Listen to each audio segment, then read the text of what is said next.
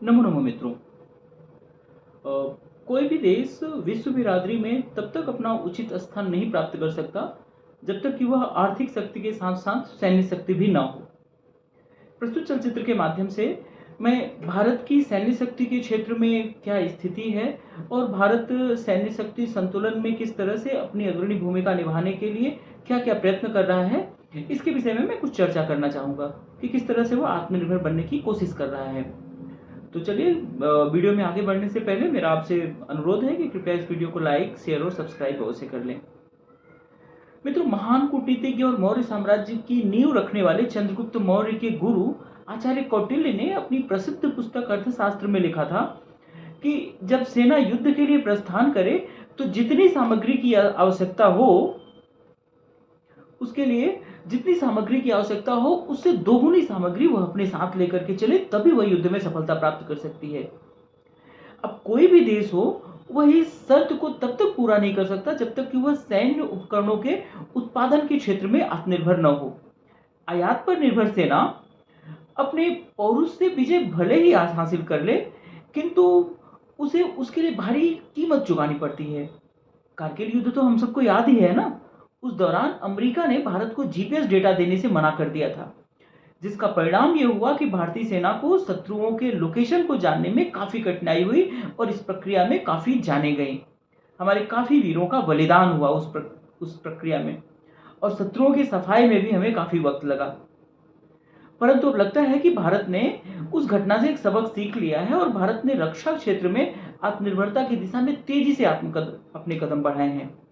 भारत सरकार रक्षा उपकरणों के आयात को कम करने तथा रक्षा क्षेत्र में मेक इन इंडिया को बढ़ावा देने हेतु कटिबद्ध नजर आ रही है। इसी कड़ी में रक्षा मंत्री ने कल अर्थात 16 जुलाई को 346 उपकरणों वाली एक 5वीं सकारात्मक सूची जारी की है। इन रक्षा उपकरणों को अब स्वदेश में ही बनाया जाएगा।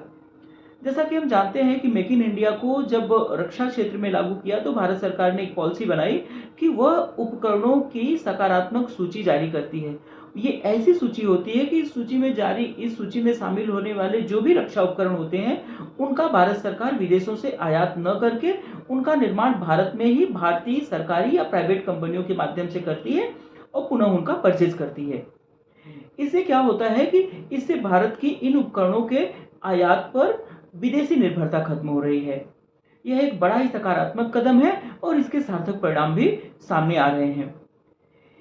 ये जो 5वीं सकारात्मक सूची भारत सरकार ने 16 जुलाई को जारी की, इनमें रणनीतिक रूप से महत्वपूर्ण सिस्टम और हथियार शामिल हैं।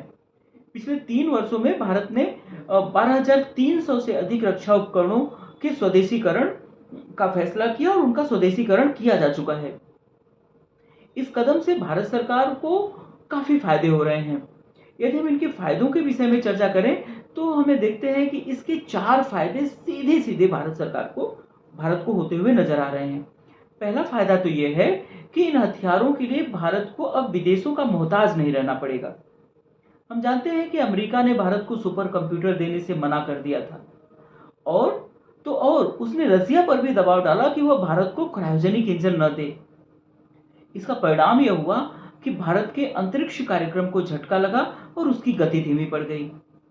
हालांकि इन प्रतिबंधों ने भारत की मेधा को चुनौती दी और भारत के वैज्ञानिकों ने इसे आत्मसम्मान के रूप में लिया कि उन्हें अब अपने प्रयासों से सुपर कंप्यूटर और क्रायोजेनिक इंजन बनाना है, और एक निश्चित समय के अंतर्गत उन्होंने ये दोनों कार्य कर दिए।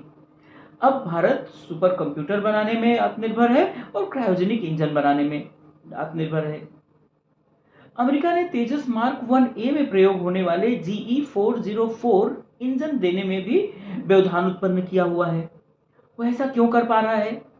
क्योंकि उसी के देश की कंपनी GE इस इंजन का निर्माण करती है। सोचिए, यदि भारत के पास फाइटर विमान के इंजन बनाने की क्षमता होती तो आज शायद तेजस मार्क 1A विमान हवा में कलाबाजियां कर रहा होता।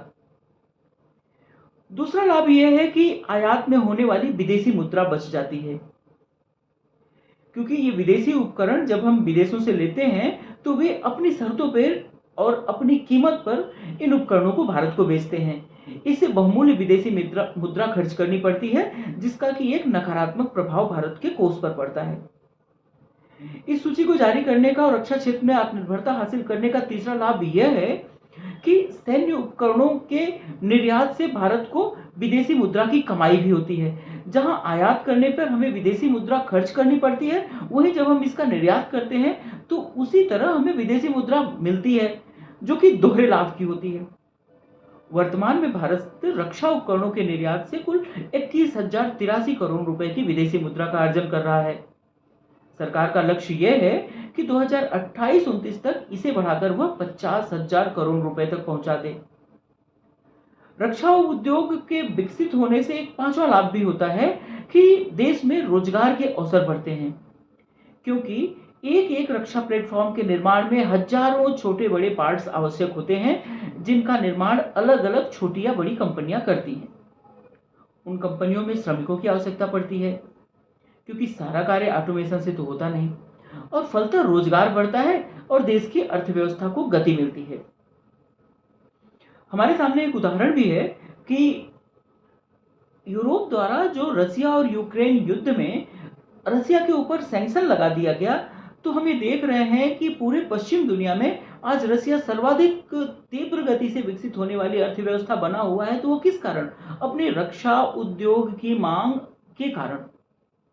तो हमें इससे ये पता चलता है कि रक्षा उद्योग सिर्फ शस्त्रास्त्रों के निर्माण तक ही सीमित नहीं है, वे देश की अर्थव्यवस्था को भी गति देते हैं। वे प्राइवेट उद्योगों को बढ़ावा देते हैं, देश में रोजगार पैदा करते हैं, और फलतः इसका परिणाम क्या होता है कि अर्थव्यवस्था चतुर्दिक बढ़ती है।